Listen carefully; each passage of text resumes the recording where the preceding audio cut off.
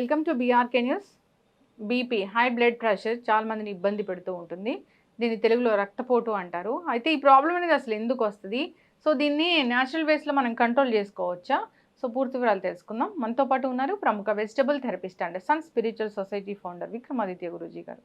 గురూజీ నమస్తే అండి. సూర్యోస్మితలి గురువు గారు, బ్లడ్ ప్రెషర్ రక్తపోటు ఇబ్బంది పెడుతూ ఉంటుంది. సో ప్రతిరోజు టైం టు టైం ట్యాబ్లెట్ వేసుకోవాలని చెప్తూ ఉంటారు. అయితే వెజిటబుల్ థెరపీ దీని గురించి ఏం చెప్తుంది? టాబ్లెట్స్ తీసుకుంటూ కూడా దీన్ని వెజిటబుల్ థెరపీ వైద్య విధానం ద్వారా దీన్ని కంట్రోల్లో ఉంచుకోవచ్చు. సహజంగా అమ్మ అంటే ఇప్పుడు ఆధునిక వైద్య విధానం మనం ఇంగ్లీష్ మెడిసిన్స్ అంటాం. ఆధునిక అత్యవసర వైద్య విధానం మెడిసిన్, ఈ ఇంగ్లీష్ మెడిసిన్ అనుకోవచ్చు. ఇది బీపీని ఒక సమస్యగా చూపిస్తుంది. అంటే వాళ్ళకి అందులో అలాగే ఉన్నాయి వాళ్ళ డిక్షనరీస్, మనం దేన్ని కాదనలేము. అభివృద్ధి చెందుతున్నాం, డెవలప్మెంట్లో చాలా మార్పులు జరుగుతూ ఉంటాయి. ఇప్పుడు అందులో మనం ప్రధానంగా మీరు అన్నట్టు బీపీ 120/80, 130, 140/90 ఇలా మాట్లాడుతూ ఉంటారు. అంటే రీడింగ్స్ ఎప్పటికప్పుడు మారుతూ ఉంటాయి అని చెప్పేసి అని అదే శాస్త్రం చెప్తూ ఉంటుంది. అంటే ఇప్పుడు వయసును బట్టి, వ్యవస్థను బట్టి, చేస్తున్న పనిని బట్టి ఈ రక్త ప్రసరణ అనేది ఆధారపడి ఉంటుందని ఆయుర్వేద వైద్య విధానం కావచ్చు, లేకపోతే హోమియోపతి కావచ్చు, లేకపోతే ఆల్టర్నేటివ్ మిగతావన్నీ కూడా వాటి గురించి చెప్తూ ఉండొచ్చు. ఒక సమస్య ఉన్న చోట ఇప్పుడు ఇక్కడ ఉన్న అందరూ కూడా చాలా ప్లెజెంట్గా కూర్చుని ఆయన చీతలు కొట్టుకుని నిలబడ్డాడు, వాళ్ళందరూ కూడా ఎవరికి వాళ్ళు చాలా ప్లెజెంట్గా ఉన్నారు కదా. ఇప్పుడు మ్యాక్సిమం అందరి రక్త ప్రసరణ ఒకేలా ఉంటుంది.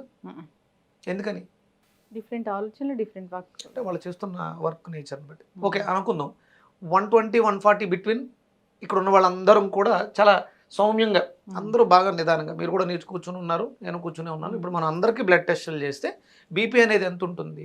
మనం బ్లడ్ టెస్ట్ కదా, బీపీ టెస్ట్ చేస్తే నార్మల్గా ఉంటుంది. ఓకే, మీకు కొంచెం ఆలోచనలు ఎక్కువ ఉండడం వల్ల 136, నేను చాలా నిదానంగా ఉన్నాను. 120, నేను ఇవాళ పొద్దుటే ఒక పౌడర్ తయారు చేసి, అంటే ఈ సీజన్లో తయారు చేసుకోవాల్సిన ఒక పౌడర్ని తయారు చేసుకుని వాడుతున్నాను. అంటే స్టడీలో ఉన్నాను, నేను ల్యాబ్కి పంపించాను రిపోర్ట్ కోసం, కానీ నేను స్టడీలో ఉన్నాను. నా హార్ట్ పల్పిటేషన్ ఎంత ఉంది, హార్ట్ ప్రెజర్ ఎంత ఉంది అని బీపీ టెస్ట్ చేసినప్పుడు పొద్దుట 126/82, కింద 76 హార్ట్ పల్పిటేషన్. చాలా సౌమ్యంగా ఉదయం 5:30 సమయంలో కేవీఆర్ పార్క్లో ఆ మిషన్లో చేయబెడితే మనకు వచ్చి రిపోర్ట్. అది మళ్ళీ 2-3 సార్లు నొక్కినప్పుడు మారుతూ ఉంటుంది. ఫస్ట్ టైం ఏదైతే వచ్చిందో అది పర్ఫెక్ట్గా కొంతవరకు తీసుకుంటాం. అంటే నిన్న రీడింగ్, ఇవాళ రీడింగ్ రాసుకుంటాను. ఇప్పుడు ఎంత సౌమ్యంగా, ఎంత ప్లెజెంట్గా ఈ వాతావరణం ఉందమ్మా. సడన్గా ఒక్కసారి మనకి సైరన్ మోగింది. ఇమీడియట్గా మనం అందరం బ్లడ్ టెస్ట్ బీపీ టెస్ట్ చేస్తే ఎంత ఉంటుంది? ఎక్కువ అలర్ట్ అయింది బాడీ. అంటే సైరన్ మోగింది, సమస్య ఏదో వచ్చింది. ఏంటి? ఇప్పుడు ఇమీడియట్గా ఎక్కడ ఉన్న వాళ్ళు వర్క్ చేయడం మొదలు పెడతారు, డోర్ తీసి చూస్తారు. అంటే ఇది ఫైర్ యాక్సిడెంటా సంథింగ్ అనేది ఆటోమేటిక్గా ఎన్విరాన్మెంట్ మారింది. అప్పుడు మనం బీపీ పెరిగింది, మనకి డెఫినెట్గా పెరిగింది కదా. ఇప్పుడు మనం బీపీని తగ్గించుకోవడానికి ప్రయత్నం చేస్తామా, సమస్య ఏదో తెలుసుకుని ఇక్కడ నుంచి బయటపడడానికి ప్రయత్నం చేస్తామా? సమస్య తెలుసుకుని ఇక్కడ నుంచి బయటపడ్డా.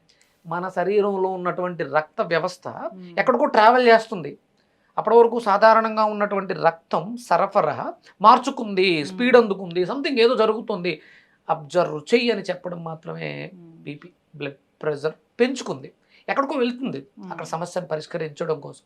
అప్పుడు మనం ఏదో ఒక ట్యాబ్లెట్ వేసి, లేకపోతే ఉప్పును మానేసి, బీపీ అనగానే ఉప్పు మానేయండి అంటారు, ఉప్పును మానేసి ట్యాబ్లెట్ వేసి వెళుతున్న విధానాన్ని ఆపేయడం ఎంతవరకు కరెక్ట్? అవగాహన అవసరం. కాబట్టి బ్లడ్ ప్రెషర్ పెరిగింది అంటే విపరీతమైనటువంటి సమస్య, అంటే ఫైనాన్షియల్ ప్రాబ్లమ్స్ బయట చూసుకుంటే, లేకపోతే సంథింగ్ యాక్సిడెంట్ జరిగింది, లేకపోతే పాము వచ్చింది, ఇవన్నీ భౌతికంగా. ఇది ఇంటర్నల్గా జరుగుతుంది. ఆటోమేటిక్గా బయట జరిగింది, మనకు కళ్ళెదురకుండా ఏదో ఒక ఫైర్ యాక్సిడెంట్ జరిగింది, ఇమీడియట్గా బ్లడ్ స్పీడ్ అందుకుంది, మీరు వాటర్ తీసుకొచ్చారు, కింద నుంచి పెట్టి పరిగెట్టారు, ఒక చోటకి వెళ్ళండి, రిలాక్స్ అయినంటే కాసేపటికి బీపీ నార్మల్ అయింది. కానీ అవ్వట్లేదు ఇక్కడ లోపల. అంటే సంథింగ్ ఎక్కడో హార్ట్ దగ్గర ఎక్కడో ప్రాబ్లం ఉంది, అందుకని అక్కడికి వెళ్తుంది. లేదా హార్ట్లోనే ప్రాబ్లం ఉంది కాబట్టి హార్ట్ ఎక్కువ కష్టపడుతుంది రక్తాన్ని గంటడం కోసం. ఆ ఫోర్సు మనకి తెలుస్తుంది క్లియర్గా. అప్పుడు మనం దృష్టి పెట్టాలి. నేను నడుస్తుంటే ఎలా ఉంటుంది, నేను రిలాక్స్డ్గా ఉంటే ఎలా ఉంటుంది, నిద్రలో ఎలా ఉంటుంది, నా శరీరం ఏం చెప్పుతోంది అనేది ఇది మనకి ఎక్కడ తెలుస్తుంది అంటే నీకు నువ్వు దగ్గరగా వెళ్ళినప్పుడు ఉప ఆవాసము, ప్రత్యేకంగా నీ కోసం నువ్వు సమయాన్ని కేటాయించుకో. ఇది వరకు అది ఉండేది. ఇప్పుడంతా కూడా డబ్బు కోసం పరిగెట్టడం, అవును, పోటీ పడడం, చేస్తున్న వృత్తుల్లో అభివృద్ధి చెందడం కోసం ఈ పోటీ ప్రపంచంలో కంపల్సరీ బీపీ ట్యాబ్లెట్ వేసుకోవాల్సి వస్తుంది. ఆ బీపీ ట్యాబ్లెట్ వేసుకోవడం వల్ల కేవలం ఒక రక్తం యొక్క ప్రసరణ తగ్గుతుంది అనుకుంటున్నాం తప్ప ఇది వెళ్ళి మిగతా ఆర్గాన్స్కి కావాల్సింది రక్తమే కదా. అవును, రక్తంతో ఒక రక్తమే ఉంటుందా, వాటిలో బోల్డన్ని విటమిన్స్ మినరల్స్ కాకుండా ఆక్సిజన్ తగ్గుతుందిగా. దానివల్ల ఆర్గాన్స్ వీక్ అవటం, ఆర్గాన్స్ డ్యామేజ్ అవటం, డైజెషన్ సిస్టమ్ దెబ్బతినడం, దీర్ఘకాలికంగా పాపం ఆ ట్యాబ్లెట్లు వేసుకుని చాలా ఇబ్బంది పడుతుంది. ఇది అవగాహన తీసుకొచ్చి ఓకే ప్రాబ్లం ఎక్కువగా ఉంది, అది ఎక్కువ వెళ్ళడం వల్ల ప్రెషర్ ఎక్కువ ఉండడం వల్ల ఆ సన్నగా ఉన్నటువంటి వెయిన్స్ చిట్లిపోతాయి. కాబట్టి డాక్టర్ల పర్యవేక్షణలో కొంతకాలం వాడి అది దీర్ఘకాలంగా వాడాల్సి వస్తుంది అంటే అది దౌర్భాగ్యం. బీపీ ట్యాబ్లెట్లు నేను 10 ఏళ్ళుగా వాడుతున్నాను, 20 ఏళ్ళుగా వాడుతున్నాను, నాకు బీపీ కంట్రోల్లో ఉంటుంది, దౌర్భాగ్యం. అది సమస్య వచ్చింది, తలనొప్పి వచ్చింది, ఓ ట్యాబ్లెట్ వేసాను తగ్గిపోవాలి. పెయిన్ కిల్లర్ వేస్తే అంటే బాడీకి బ్రెయిన్కి ఉన్న కలెక్షన్ కట్ చేసింది, అదంతే, క్యూరబుల్ కాదు. తలనొప్పి రావడానికి కారణం ఏంటి? నన్ను ఎవరో ఇబ్బంది పెడుతున్నారు, నాకు తెలియదు ఫైనాన్షియల్ ప్రాబ్లమ్స్ ఉన్నాయి, ఫోన్స్ వస్తాయి, సమాధానం చెప్పలేక తలనొప్పి వస్తుంది. అది తాత్కాలికంగా ట్యాబ్లెట్ వేసుకుని ఆ సమస్యను తగ్గించాలి. ఇది జీవితాంతం వెంటాడుతుందంటే తలనొప్పి జీవితాంతం వెంటాడుతుంది. ఎప్పుడో ఏదో ఒక రోజు ఈ తలనొప్పిని తట్టుకోలేక బ్రెయిన్లో నరాలు చిట్లిపోయి ప్రాణమన్నా పోవచ్చు, కాలు చెయ్యన్నా పడిపోవచ్చు. అప్పుడు మనం ఆలోచించాల్సింది సమస్య కోసం. రక్తనాళాలు గట్టిపడాలి ప్రస్తుతం. అంటే బీపీ ఉన్న వాళ్ళు ఇమీడియట్గా చేయాల్సింది ఏంటంటే ట్యాబ్లెట్ మానడం కాదు, ఆ రక్తనాళాలు చిట్లకుండా జాగ్రత్త తీసుకోవాలి. దానికి మనకి ఏం కావాలి? అలాగే బ్లీడ్ అవ్వకుండా క్లాట్ అయిపోతుండాలి. అంటే ఇమీడియట్గా కట్ చేసిన వెంటనే తెగిన వెంటనే ఫ్లో చాలా బాగుంది, ఫోర్స్ ఎక్కువగా ఉంది, అప్పుడు చిందేస్తాయి బయట, రక్తం క్లాట్ అవ్వదు. అందుకని అక్కడ మనకు కావాల్సింది ఆ రక్తాన్ని గడ్డకట్టే గుణం, విటమిన్ కే అని చెప్తూ ఉంటాం. అలాగే ఫ్లో బాగుండాలి. ఈ నిదానించడానికి కావలసిన పరిస్థితులు, ఎసిడిక్ నేచర్ వల్ల ఫ్లో అధికంగా ఉంటుంది. ఇది ఎలాంటి సమస్య లేనప్పుడు, అంటే మ్యాక్సిమం మనకు వచ్చే ప్రాబ్లమ్స్ అన్నీ కూడా బాడీలో ఎసిడిక్ నేచర్ అధికంగా ఉండడం వస్తుంది. దాన్ని ఇమీడియట్గా ఆల్కలైన్ చేయడానికి మంచి నీళ్లు, నిదానంగా కూర్చుని నీళ్ళని తాగటం అలవాటు చేసుకుంటే బీపీ చాలా త్వరగా నార్మల్ అయిపోతుంది. ఒక బాటిల్ మన దగ్గర పెట్టుకుందాం, సిప్ చప్పరిస్తూ నెమ్మదిగా నిదానంగా కూర్చుని తాగితే మీరు టెస్ట్ చేసుకోవచ్చు. బీపీ ఒక వాటర్ బాటిల్, ఒక 1/2 లీటర్ వాటర్ తాగేలోపే మీ బీపీ నార్మల్ అయిపోతుంది.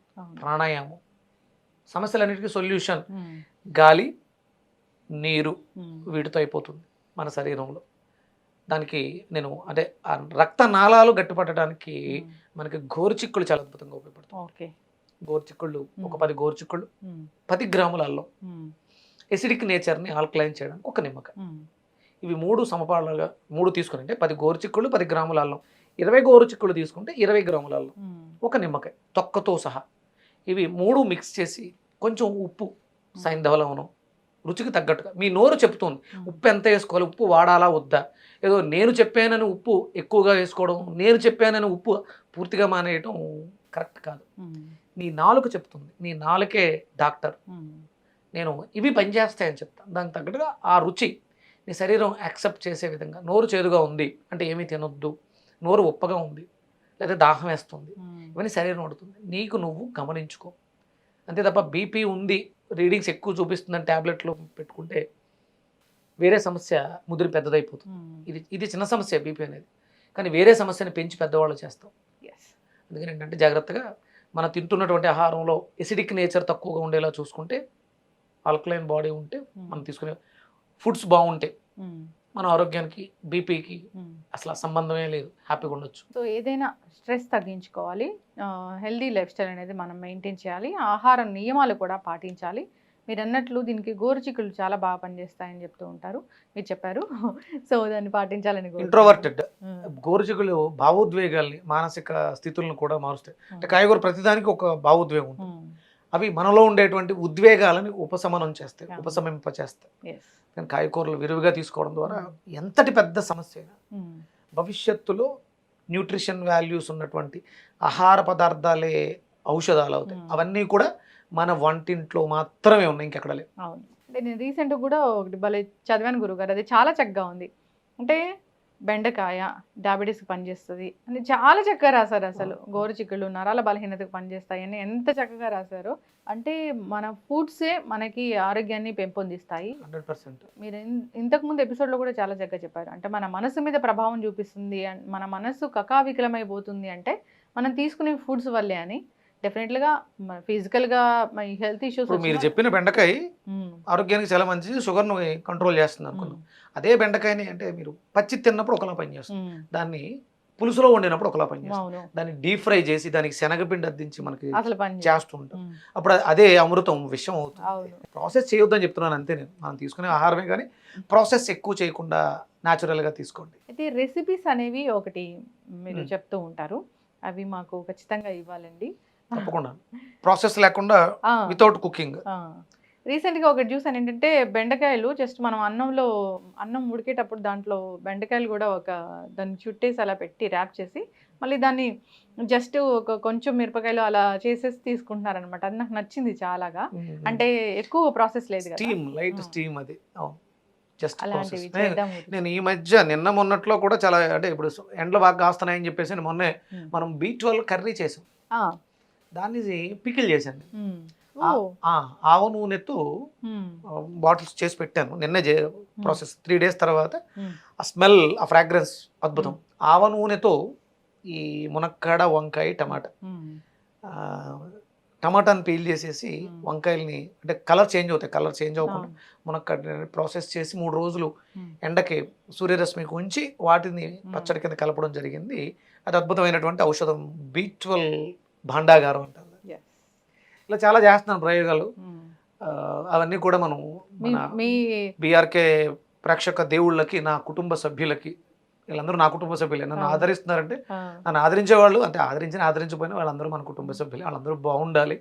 దానికోసమే నేను ఈ ఆహార పదార్థం ఔషధం అని చెప్తున్నాను. ఎలా ఔషధం అవుతుంది?